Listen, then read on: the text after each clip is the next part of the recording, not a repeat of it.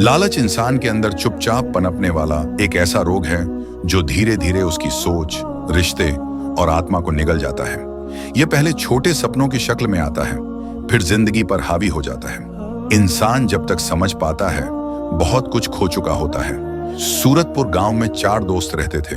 शेरा, बबलू, गगन और जुल्फी। चारों बचपन के साथी थे। साथ खेलते, खाते, खेतों में मेहनत करते और एक दूसरे के दुख सुख में खड़े रहते।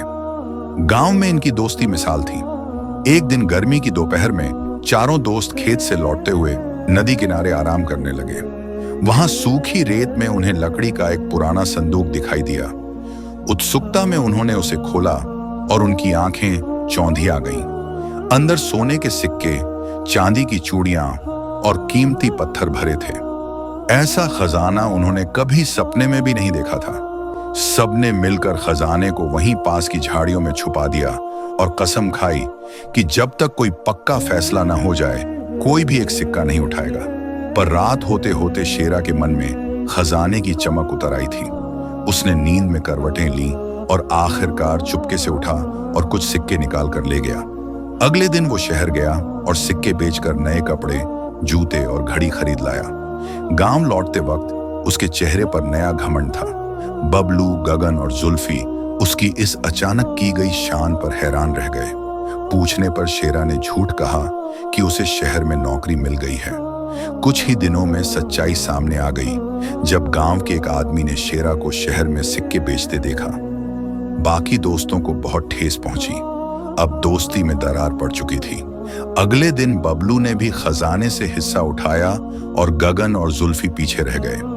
धीरे धीरे चारों दोस्त उस खजाने को चोरी छिपे लूटते रहे और एक दूसरे से झूठ बोलते रहे। रिश्तों में मिठास की जगह शक आ गया। प्यार की जगह ईर्ष्या ने ले ली। कुछ महीनों में चारों ने अपने अपने घरों में बदलाव ला दिए। नए सामान, नए कपड़े, मगर दिलों में खालीपन था। गांव वाले भी अब सवाल पूछने लगे थे कि अचानक इन गरीब लड़कों की जिंदगी में इतनी रौनक कैसे आ गई। एक रात गांव के सरपंच ने सबको बुलाया और पूछताछ की। कोई कुछ नहीं बोला, पर चारों की आंखें सच बोल रही थीं। उस रात चारों अपने अपने घरों में सो नहीं पाए। जुल्फी ने खजाना वापस रखने की बात की, लेकिन तब तक बहुत देर हो चुकी थी। अगली सुबह गांव के मंदिर के पास संदूक का ढांचा खाली पड़ा मिला। कोई बाहर से आया और सब कुछ उठा ले गया था। अब न सोना बचा था, न दोस्ती। चारों एक दूसरे की शक्ल देखने से भी कतराने लगे। एक दिन गांव में बाढ़ आ गई। खेत बह गए, घर उजड़ गए। चारों दोस्त अपने अपने घरों को बचाते रहे, मगर कोई एक दूसरे की मदद को नहीं गया।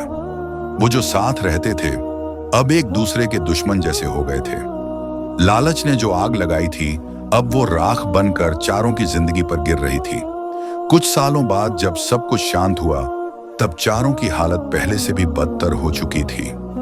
जो खजाना उनकी जिंदगी को बदल सकता था, उसने उन्हें तोड़ दिया। अब गांव में लोग जब बच्चों को लालच से बचने की सीख देते, तो कहते, उन 4 दोस्तों की कहानी याद रखना जिनकी दोस्ती सोने से हार गई। तो दोस्तों, उम्मीद है आपको ये कहानी पसंद आई होगी। अगर अच्छी लगी हो तो वीडियो को लाइक करें, कमेंट करें और सब्सक्राइब करना न भूलें। मिलते हैं कल एक नई और दिलचस्प कहानी के साथ।